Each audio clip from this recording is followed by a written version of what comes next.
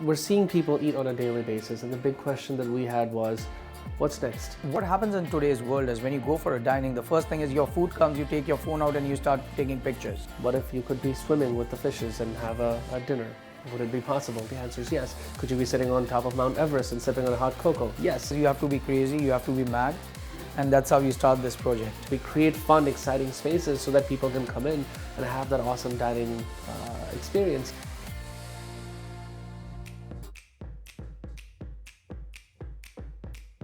So the actual experience starts on the ground level, where they'll brief you entirely as to how to enjoy this experience. And we're going to go through a few things about the experience and really how you're going to navigate through it. You have some small bites, some champagne or a bubbly, and then you come up and this is like a dark room. We're about to enter the virtual reality sphere. I have no idea what's coming, but boy am I excited. Let's do it. The more that you really trust and kind of commit yourself to the experience, the more you're going to get out of it. So you come in, you get 7 bites, and each bite takes you to a whole new experience within. So it's almost like a journey. What is happening? And you are creating your environment, you're manipulating the space and everything that's around you to create that story and move that forward. If you're gonna just sit in the chair, look at one side, you won't enjoy it. It's a 360-degree experience. So you have to keep on moving around, keep on looking at things, keep on exploring things. You get lost in that world. Like, you know there are people in the room around you and you probably look like a total idiot, but you don't care because you were having so much fun in there.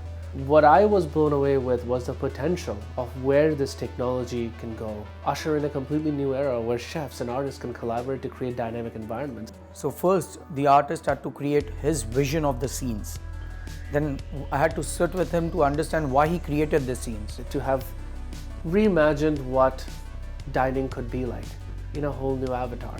When you eat, you generally lean forward. This looks kind of freaky. But as you will have the headset on, you're going to want to lean back. So just take it and you want to just open your mouth as wide as you can and let it just fall into your mouth.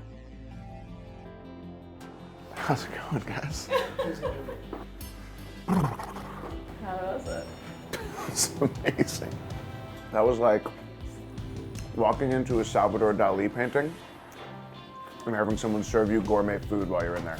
I think my favorite bite is maybe the third thing to come down. Definitely tastes like a very juicy piece of meat. I think I like the last scene where I was surrounded by water and these like giant statues around me on all sides. And I think there was a big turtle out there.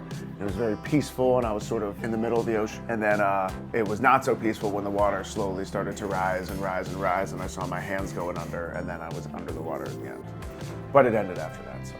Ultimately what this is about, I would say, it's a storytelling device. It's where food, all of a sudden, our overall limitations with space doesn't matter anymore. You could be sitting in a small town somewhere and experiencing a whole different part of the world. And it's a different way for us to tell stories where we connect people all around the world in a way that hasn't been done before. And over the best thing possible, breaking bread.